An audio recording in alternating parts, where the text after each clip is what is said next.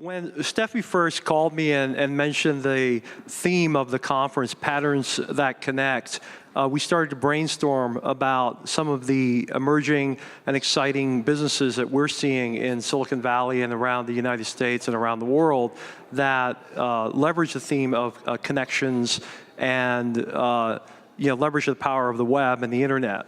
And one of the areas that we've been focusing on as a firm are businesses that provide direct access between people that create products, services, content, and those that purchase it, effectively disintermediating a lot of the middlemen that we've historically seen. We've also seen the emergence of businesses that really leverage the power of the web for productive use, frankly, rather than just entertainment or passing leisure time. And so when we started to brainstorm about the panel, I decided to reach out to a handful of companies that I believe are really representative of this category, of this emerging trend, and are really pioneers and leaders in their category. So with that, I'd like to introduce our panelists and then have a very open discussion around some of the trends we're seeing in the business. And then we'll have some time towards the end of our discussion for questions from the audience. So why don't I start off by introducing my panelists, starting to my right. Danae Ringelmann is co-founder and COO of Indiegogo. I will let her talk about Indiegogo and what she's doing, but very excited to have Danae here. To her right is Gary Swart. Gary is CEO of Odesk. Great company that's really pioneering a lot in this category. And again, happy to have Gary flying over from the Bay Area with me. And last but not least, Oleg from Fotolia. Oleg is currently on injury, but he made it out here even though he has a broken foot. And we're very excited to have Oleg, CEO of Fotolia, here as well. So why don't I kick things off by having each one of you describe in brief detail how your company got started, and then maybe give us a quick snapshot of what your business looks like today. So why don't we start off with you, Danae?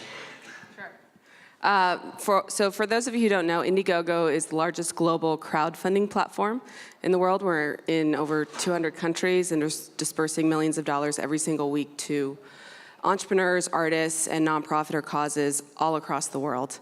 The way I got started actually was very personal experience.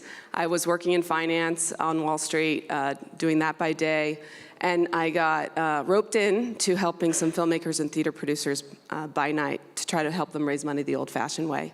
I actually met a very old, elderly gentleman who had been making films his entire life, and when he FedExed me a script, pretty much begging me to finance him just because I worked at a bank, I knew that something was broken pretty badly. Since I was 22, 23, and pretty much had no experience. But then I started working with filmmakers. I produced a one-night event, an Arthur Miller play off Broadway in New York City, did everything perfect, packed the house, got actors to volunteer their time, invited investors there with the goal that they'd write the check at the end to turn it into a big production. Everything went perfect, according to plan, except the last bit, where they turned to me and they said, "This is amazing, we love this project. We're not investing. We've got other objectives." So it was in that moment that I realized that the people who wanted this idea to come to life the most, which were the actors and the audience, had no power and no mechanism to actually make it happen. And that just showed me how the system was broken. So I went back to business school, started to start a company to democratize fundraising. And it's there that I met my co-founders who came from technology backgrounds and said, if you really want to democratize anything, you got to take it online. And that's when we started Indiegogo. This was before the word crowdfunding even existed, back in 2008. And our whole goal was to empower the world. Remove the gatekeeper. We didn't believe it was our right to decide who has a right to raise money or not, but truly provide the platform where anybody, anywhere in the world can raise money for whatever they're passionate about. And that's what we're doing. Great. Kudos to you to not ignore that request. I get a lot of those from Nigeria, and I usually delete them. So Gary, Odesk. Hi, I'm Gary Swart. I'm the CEO of Odesk. And Odesk is the world's largest online workplace. What we enable companies to do is to hire, manage, and pay talent via the internet. So what companies like Amazon and eBay have done for e-commerce, find the right good, get delivery of the good, and pay for the good, Odesk has done for democratizing the world of work. Find the right worker, get delivery of the work, and pay for the work via the internet. The company was started with this mission in mind, but it was a little bit of a circuitous route. Our two co-founders wanted to work together. One was in Athens, the other in the Bay Area, and they were at a company called Intact, and the CEO of Intact didn't really want to work with this guy from Athens. He said, how are we going to manage him? How are we going to work remotely? And so we developed a platform for working with people remotely and then tried to sell that. And everywhere we went to sell this for managing remote workers, people said, well, companies said, this is a really cool platform. Can you also connect us with the workers? We need PHP programmers, we need iOS. And so we started by, the light bulb went on that it was about matching the best talent with the best companies and bringing the work to the worker via the internet as opposed to the worker to the work the traditional way. And that's how the company started. We're doing that today. We're in 160 countries. We're the largest company in this space. Did more than 35 million of hours worth of work last year, which is an 8-fold increase since 2009. Great, thanks, Gary. Oleg? Yeah, so Photoli is a leading marketplace for stock photography. So any photographer in the world can come, create an account on Photoli, and we have our internal people who review the quality of images, and once they will be accepted, it will enter our search engine, and on the other side, people who need images can come and license them. The business started in 2005, and I was in fact selling my previous business, which was a web hosting company, and I was thinking what to do, something where I don't need to wake up at nights to reboot servers. And at the same time, something quite useful, and as a startup, we always needed images for everything, for newsletters, for blogs, for our website, and even our customers as a web hoster were asking for images. But by that time, it was very, very expensive, because if you would want to license an image with Getty, you would have to pay like between $100 and $300. So this is how the idea came, and I thought, okay, I will buy a camera and travel the world, and we'll not have to reboot servers anymore at nights, and we'll just do pictures. And as soon as we launched the platform, in fact, we realized that I was not the only one who liked photography, but there are hundreds of thousands of photographers who were kind of frustrated because they didn't have distribution nowhere. And so, unfortunately, I couldn't travel. I had to build the platform and the business, and today we have presence all over the world. The website is in 15 languages, and we license around 100,000 images per day. Great, thanks. So why don't we just start off by getting an understanding of how you differentiate in your various segments. So why don't we start with you, Oleg? In your category, there are a couple companies that are mentioned, companies like Getty Images and Shutterstock. Maybe you can give us a sense of how you've differentiated your platform for photographers versus, say, the other companies.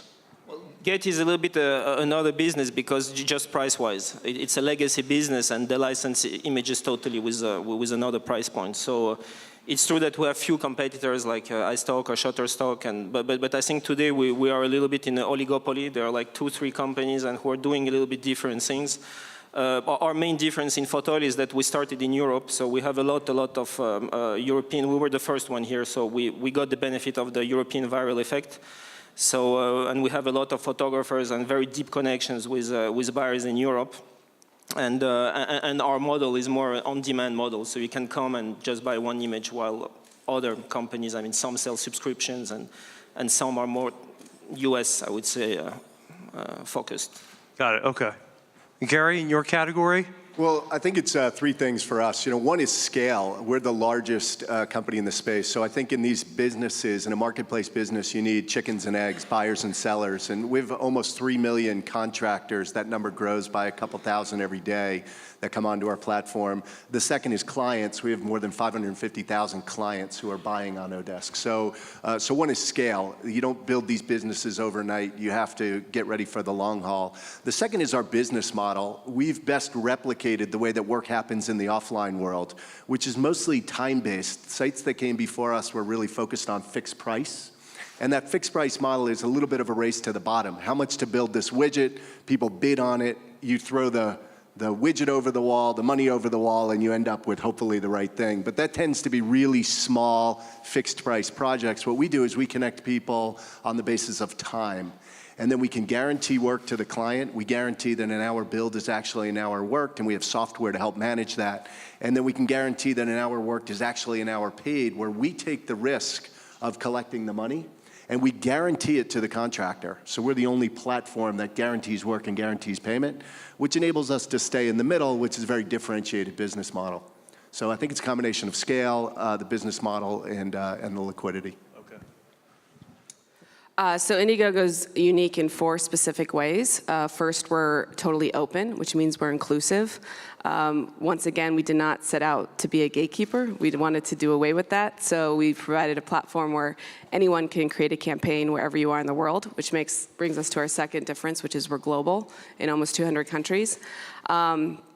The third is that we're data-driven. So just as we don't pick and choose which projects come onto our site, so we have everybody from entrepreneurs to artists to charities and nonprofits.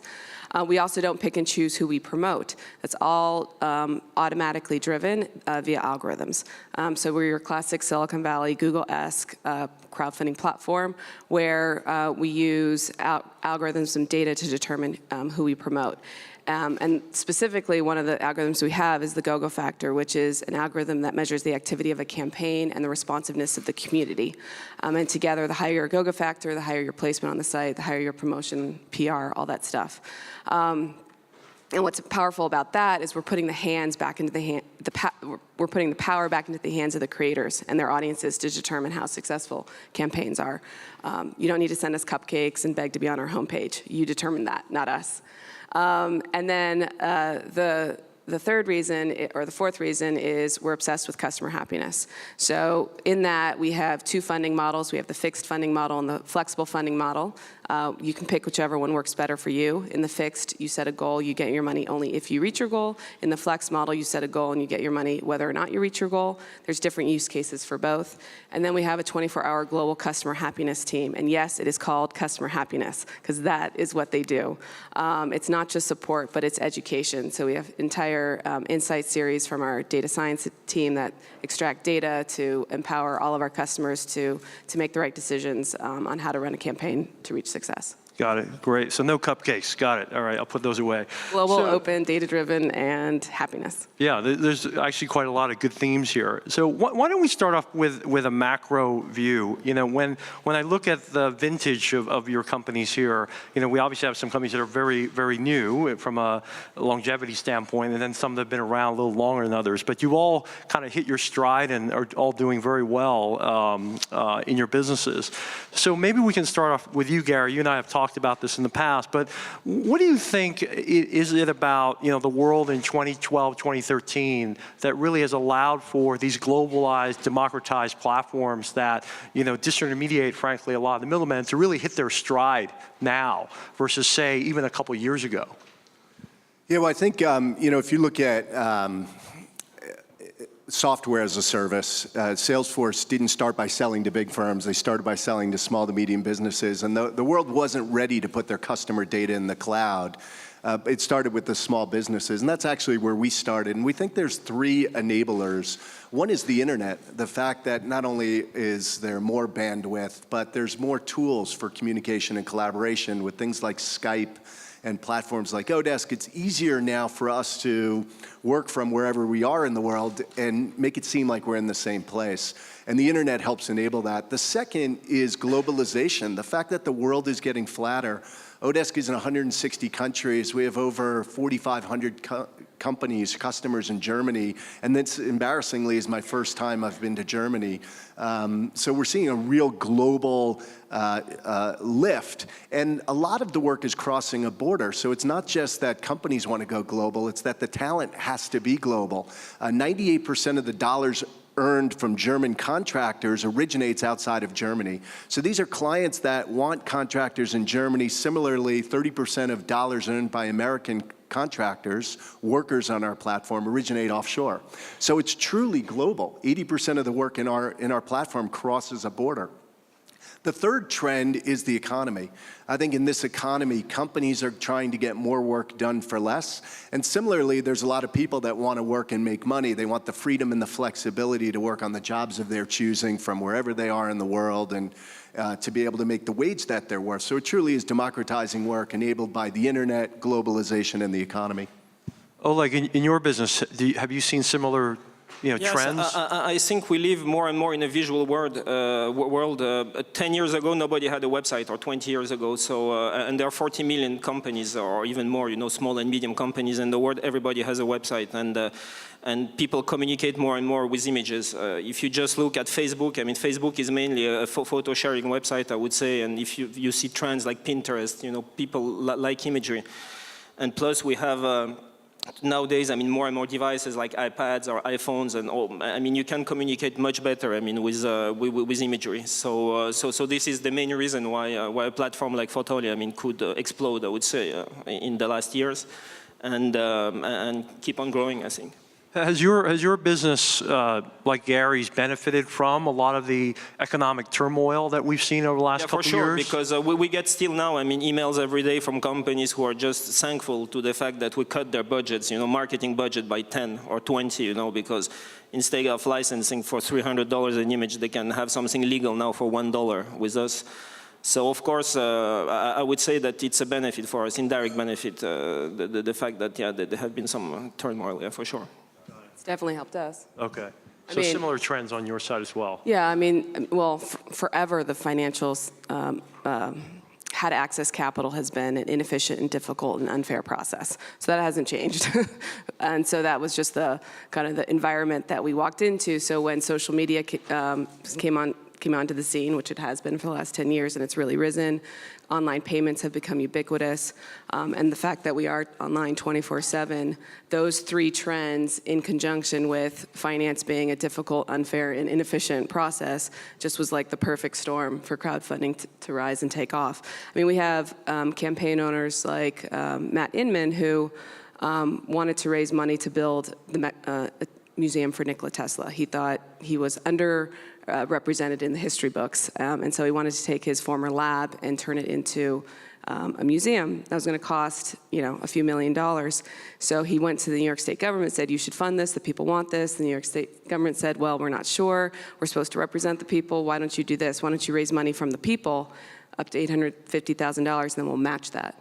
Because that's a way to prove that the people actually want it. And that's indeed what he did. He raised $1.3 million in a matter of days and weeks. And then now they've funded this museum. Same thing with this small business owner who is a bakery owner. She really wanted to, so he unlocked the capital from the government with his crowdfunding campaign. Same thing with a small business.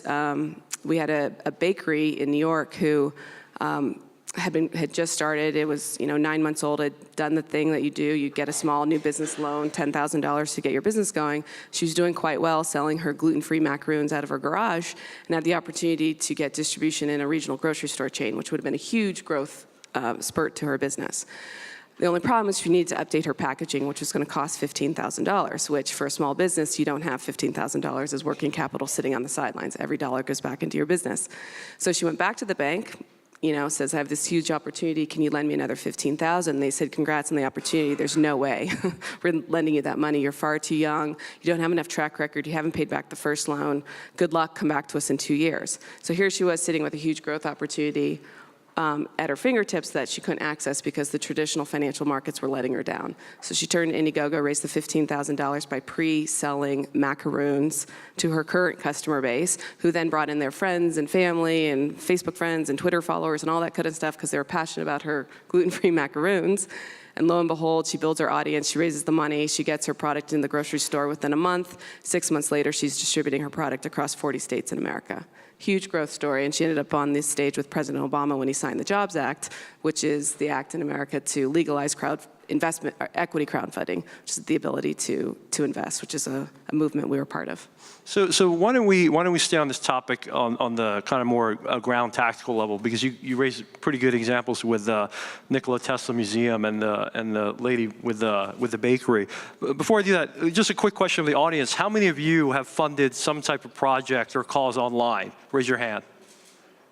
Okay, so, a quarter at most. So I think for a lot of people, particularly that aren't immersed in this, the notion of funding something like the bakery or pre-ordering online is still an alien concept.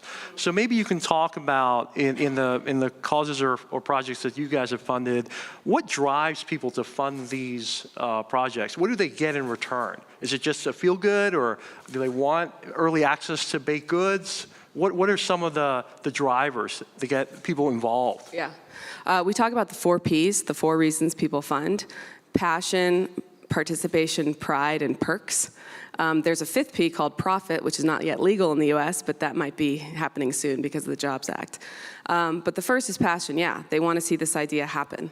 They're just uber passionate about the cause, the person, the experience, the idea. They want to see it happen. If you want to build a coffee shop in your neighborhood and you don't want a big chain store to move in, fund the coffee shop. For the price of a cup of coffee, you can have a coffee shop for life. I mean, it's pretty simple. Second is participation. So a great example of this is my sister. So she's married with a kid, but she's passionate about women's issues and about violence against women's issues. And there was a campaign, there was a product, that was a cup that changes color when a rape drug has been added to it. So it's pretty impressive. And so they're trying to get these cups distributed across bars across the world because it would be very useful to fight against rape. And so she funded it, not because she's going to bars every night. Again, she has husband, kid, et cetera, but she's really passionate about the cause. And if she can make a statement through funding without giving up her day job, she's going to do it. Makes it very easy to participate in a movement larger than yourself. Third is pride. So we recently had a campaign, you might have heard of it. There was a woman who was bullied on a bus. Her name was Karen Klein, and some young kid took a video of that campaign, or of the woman getting bullied, put it on YouTube, went viral. A guy saw it in Canada, said, I can't live with this, I need to do something about it. So he created a campaign to raise $5,000 to send this woman he didn't know on vacation, because he just felt so bad for her. That went viral. They raised $700,000 in a matter of weeks. The woman went on a very nice vacation. But what we started seeing were people saying things like, I was the 5th funder out of 30,000, or I was the 100th, so I discovered this thing early. We're seeing that a lot in product and gadget campaigns, for example. We just had a campaign raise money for a very elegant design, similar to a Fitbit, but it's called the Misfit Shine. They raised almost $1 million. Because people want to be the early ones in. I know VCs and angels know that concept quite well. You want to be the first one in, but they're doing it because of the recognition and the pride factor. And then the 4th reason is the perk. They want the actual thing. So a lot of campaigns use crowdfunding, use Indiegogo to pre-offer their actual product, as well, which is a great way to test your market. The Misfit Shine is a great example. They had actually raised venture money, but they really didn't know who exactly their market was, how many units they should produce in their first run. So they used crowdfunding as a way to test that, and they actually learned that what they thought was a market validation effort was actually an effort to get smarter much faster, is what they said, because what they learned is they learned the type of, the features that their funders wanted, the colors, the accessories far quicker, because they were able to test it by offering perks. So 4 reasons, and who knows, if profit comes into play, then it'll be a whole exciting ballgame. Yeah, no, it's interesting. When I've used the sites, what I've seen that I think is really most intriguing is the ability to put your money where your mouth is, particularly around issues that you believe in. There really haven't been any other platforms like that in the past. Or products that you want to see come to life. Exactly. The market validation idea behind some of these projects are really fascinating to me.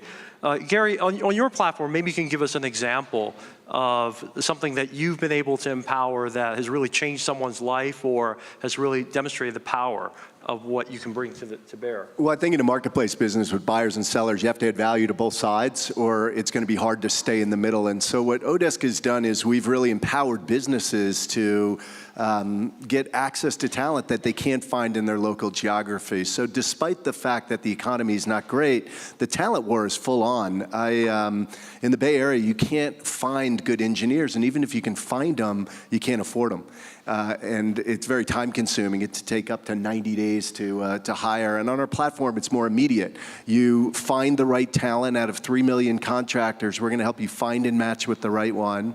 We're going to enable you to contract with them. What are you going to do and what are they going to do? We're going to help you to manage the work as if they were in your own office and then handle all the payment and statutory and compliance on a global scale. So businesses on Odesk, they're coming to our platform every day to get work done that they couldn't get done locally, much more on demand, much more immediately. And what they've told us is that when we ask them, what would you have done if it weren't for our platform, more than 70% say they wouldn't have hired locally. So these are jobs that didn't exist. So we call this lift, not shift. These aren't local jobs that are going to the web. These are jobs that are happening because our platform exists. Now, similarly, on the contractor side, we're enabling contractors to have the freedom and the flexibility to work on the jobs of their choosing from wherever they are in the world and to make the wages they're worth. And I mean, there's just so many examples of this, but, a guy in Bangladesh can't find a job. He ends up finding a job on Odesk. He applies to the job. He gets invited to interview. He gets the gig at $5 an hour, which is like 10 times what he was making prior to being unemployed. And then within 3 months, he's making $30 an hour because his skills are just that good. His buyers keep increasing his wages. Then he brings all of his friends onto the platform, and now they've created a guild, if you will, or a group of developers that all work together, and they're all making in the neighborhood of $30 an hour, which is far more they could make in their country. So really, it's democratizing work, enabling businesses to get more work done and contractors to get access to this work without geographical limits. What's one of the most complex projects that you've seen that's ever been run on your platform? So interesting statistic. In 2007, 4 categories accounted for more than 90% of the work. Today, that number is like 35 categories. So we're really seeing, very much like eBay, starting with Beanie Babies and Pez dispensers, moving to collectibles, then Rolexes and cars. We're getting pulled out into Rolexes and cars. And these are things like now more than 40% of the work is non-IT. So it's everything from really complex translation to, there was a job for a long-term theoretical physicist. Who can even say it, let alone have it on the platform. There's bioinformatics, accountants, lawyers. Any bankers there yet? Any bankers? Yeah. Not yet, huh? We'll check. Yeah, okay. How about you, Oleg?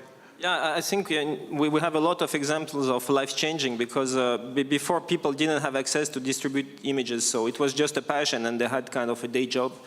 And thanks to a platform like Fotolia and the likes, we have a lot of people, in fact, who quitted their day job and became professional photographers. So they can really do the work they like. And we have examples of people, earning much more, in fact, than what they used to earn before during their day job. And so this is I would say on the supply side, a very good example. And on the demand side, I think we also give more creatively, we unleash creativity in a way of designers because for the price they had to pay for one image before, now they can buy a subscription at Fotolia and have kind of unlimited access, to raw material on which they can work. So it's better for the creativity. So I think it's a benefit for both sides.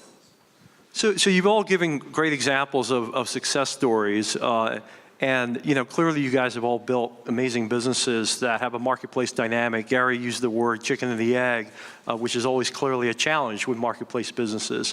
Talk to us about how you keep the bad actors out of the marketplace, because in my view, it's really the bad actors, the lack of closure of transactions that really can degrade a marketplace. So maybe you can talk a little bit about how you keep the vibrancy and the liquidity within your marketplace going.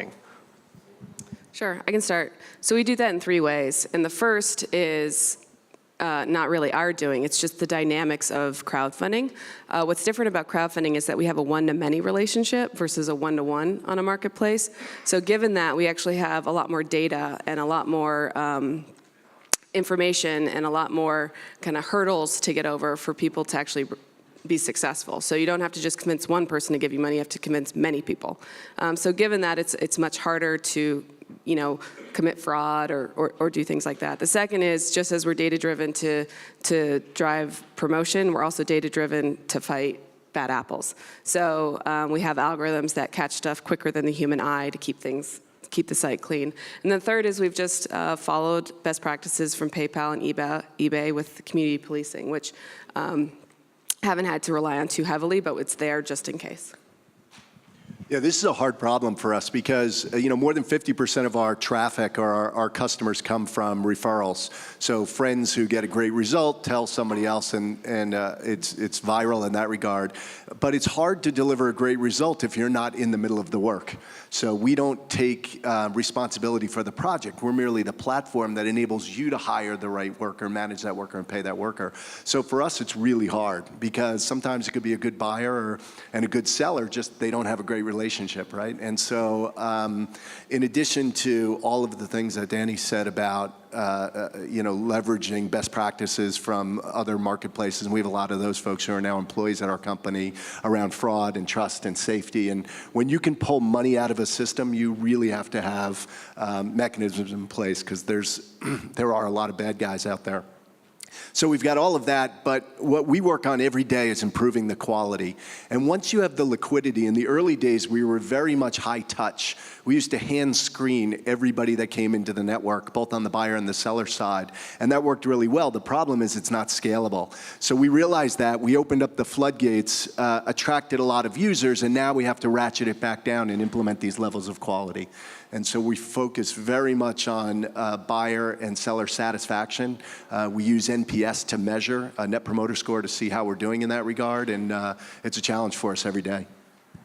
Oleg, how about you? Yeah, so I think the need for creative stills and video, is here and will always be here. So our main challenge is to keep, the user experience as good as it can be. So Fotolia works mainly as a search engine for images. So of course we put a lot of efforts to have a really good search and ideally to show, immediately, the best image, of what the customer, would want to see.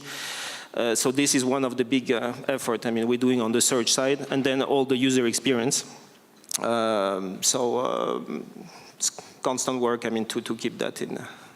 Got it. So why don't we kind of look out into the future a little bit here? I personally am very excited about the future of these direct access business models, but I'd love to get your take on what you see the future in this category or in other categories that ultimately disintermediate the middleman. Say a couple years from now, do you think that this will be very pervasive? Do you think that every industry will have companies that effectively match buyer and seller directly? Would love to just get your take on how you see the industry evolving. Should I start again? Sure. Okay. Ladies first. So yeah, I actually just wrote a blog about this for Good Magazine because we get asked this question a lot, like where are we going? And I fundamentally believe that we're heading in a very positive direction. And specifically for crowdfunding is becoming this permanent piece and complementary piece of the whole financial ecosystem. It's not necessarily replacing anything, but it's becoming a new piece. And the reason it's becoming permanent is because it's actually making the entire financial ecosystem healthier. So what do I mean by that? I mean, crowdfunding is now becoming a way to incubate great ideas, which will then make the job of the traditional financier easier, because their job is to find ideas and amplify them. Well, how do they find ideas? They work their network. They try to source in every which way. It's very inefficient. But if you have a platform that's allowing businesses to rise to the top, community projects to rise to the top, artists to rise to the top based on community validation, based on market validation, people wanting those ideas, makes the decision-making process much easier for traditional financiers, which span everybody from VCs, banks, to labels and studios and the arts, as well as nonprofits and governments, kind of in the nonprofit community cause arena. So what I see happening is there's going to be a shift from the role of a gatekeeper, from one of decision maker to just one of amplifier, which will be less risky and still great returns. And so the whole system will be better because traditional financiers will just be better at their job. So that's why I think it's changing it permanently, and it's also changing it for good, like for the better, because then the right ideas are coming to the top because based on efficient marketplace dynamics, not based on if you happen to have a rich uncle that works at a bank or know a VC, et cetera, which was the fundamental problem that drove me to start this company to begin with. Yeah, no, I certainly am very optimistic and excited about the future of the market validation side of this. I know many mainstream companies are now starting to think about using platforms like yours to really effectively test future demand for product. And I think that that's the future for a lot of companies that are focused on de-risking new product launches. Yeah, the two words that we get a lot from VCs and labels and nonprofits and foundations is thank you. So I think we're really just getting started on the world of online work. When we go and ask our customers, we have more than 550,000 customers, they come back and they tell us that, one, we make their business more competitive, which I think is a great sign, and more than 80% of them tell us that they'll continue to work this way. So once they try it, they say, we can imagine at least some percentage of our work working online as opposed to on-site for all of the reasons we've spoken about. Access to talent, the savings on fixed costs alone. You don't need an office or a computer or a phone or a desk. And not to mention the fact that it's on demand, so there's the benefits and the like of having a remote worker. And of course, the fact that when you tap into a global supply, there's wage variances as well. So you can tap into the best worker, the quality worker at the price that makes sense for your business. So we're just getting started. Businesses say it makes them more competitive. They'll continue to work this way. And I think evidence in our business, we're getting pulled in three directions. One, we're getting pulled into bigger firms. Some of the largest internet brands in the world are now using Odesk to get access to a global on-demand workforce. So one quick example is a very large company needs people in Belgium that speak Dutch and Flemish. They also need people in Thailand, people in Germany. Where else can you go in the world to hire this distributed on-demand global workforce? We have hundreds of people working for that client today doing localization. We're getting pulled into more categories, as we spoke about earlier. Now, what used to be 4 categories making up a bulk of the work is now 35 categories. So very eBay-like and getting pulled out, and we're getting pulled more globally. So while we're still very much centered in the middle, small businesses, mostly technical work, mostly onshore, offshore, we're getting aggressively pulled in every direction. And we think by 2020, 1 in 3 people will work online as opposed to on-site. And it'll be for this freedom and boundless opportunity. We think there'll be more blended teams comprised of both online and offline workers. We have 120 employees in our company. We have 2.5 times that in on-demand contractors. Most of our developers are in Eastern Europe. Most of our support team is in the Philippines. So we eat our own cooking in that regard, and I think we're just getting started. Total market's about $1 billion this year, and we think it'll be just aggressive growth from here on out. I also think, Gary, as you and I have talked in the past, there are some very interesting social implications as well of platforms like yours. People not just being self-serving because I want to work in my pajamas, but like for people that can't move, can't travel frequently, they can at least lead very productive lives, on platforms like yours as well. And so, hearing numbers like that 1 in 3 is very compelling, I think, for a lot of people. Makes people more productive for a lot longer. Do you measure your social impact? Yeah, we should. Yeah, we should. We have lots of different. I mean, I can give you 100 anecdotes of the woman who had cancer, lost her job, couldn't get another job, started working on Odesk at $12 an hour. She's outside of LA. Today she's $50 an hour and she has more work than she can handle. She's making more than she was making prior to her surgery, and she came to our company and spoke at a company meeting. There was not a dry eye in the house, right? I mean, it's that kind of impact that makes us feel good. That's great. Oleg? Yeah, for sure. Me, I can speak about the more on the creative side, but for sure on demand, I mean, there is a huge traction for that. And we at Fotolia, we also own a platform called WeLogo, but it's more for designers where companies can post a tender, for example, for a logo, for a design, and they would get like hundreds of propositions and can work, with the 3 best one, for example, until they choose one.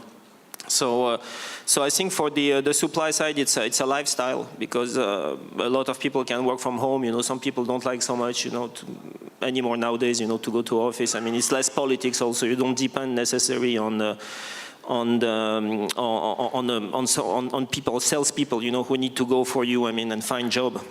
You just get the tender, but on the other side, it's true that it's also, a little bit more Wild West. We have to have eyes open about that, because it's huge competition. So it means you don't have, any kind of security. You need really to be the best, to be able to win. So it's a trade-off here.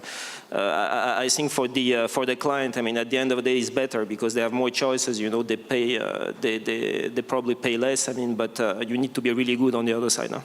Interesting. So again, because it's an open, democratized marketplace, you're going to see more and more of the winner-take-all dynamic, particularly if you're the best at whatever specific area that you're in. A little bit. On Photolia, we see a little bit that. We try, to also through algorithm, to work a little bit on this. But for example, our best photographer earns, really very significant amount of money. Over $100,000 every month. just in royalties. So wow. Yeah. So it's true that there is always a little bit the risk, of the winner takes over. Yeah. Okay. We'll open it up to questions from the audience. Does anyone have any questions?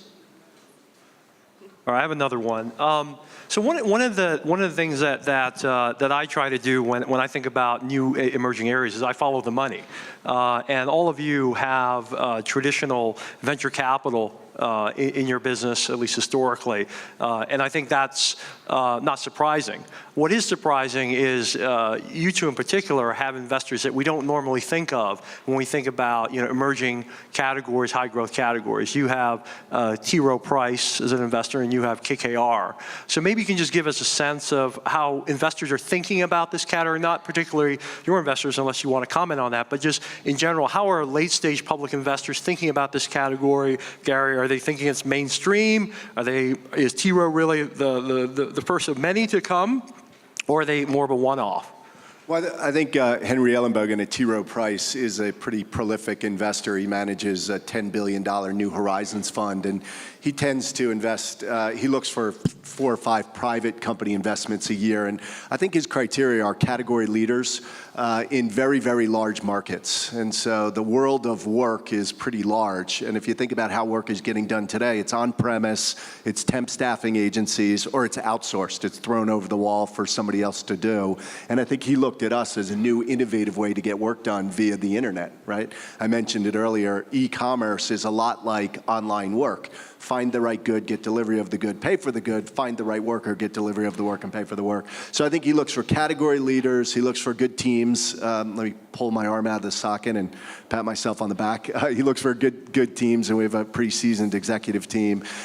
He also looks for all of the dynamics, high growth businesses, ones that are profitable, that have the makings of a very large business. So Oleg, you have private equity, which is more traditionally associated with leveraged buyouts. First, we never had a VC. Photolia was self-funded, so we never took money from anybody. But the reason why we had some private equity is because part of the partners, wanted to cash out, so it was also one of the reasons.